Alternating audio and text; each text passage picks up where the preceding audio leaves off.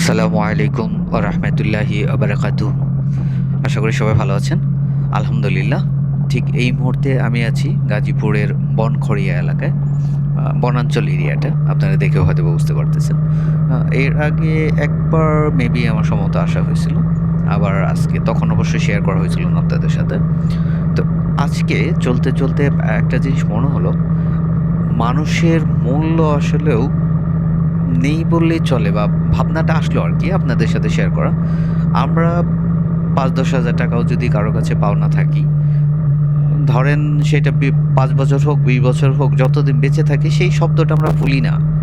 কিন্তু অথচ একটা মানুষ যদি মারা যায় বা হারিয়ে যায়, আমরা ১০-১৫ দিনের মধ্যেই তাকে ভুলে যাই, বা মনে পড়ার পরিমাণটা আস্তে আস্তে কমে যায়। সেই উপলব্ধি থেকেই আজকে এই ভাবনাটা আসা। এখন প্রশ্ন দাঁড়াচ্ছে, আমরা কি আসলে দুনিয়ার গুরুত্বটা অতিরিক্ত দিয়ে ফেলছি? যে আগামীর সেই সুদীর্ঘ পথ, আমরা যারা মুসলমান, যারা বিশ্বাস করি পরকাল, ইহকাল, হাসরের ময়দান, তারা কি একবার ভেবে দেখেছি কতটা দূরে সরে যাচ্ছি?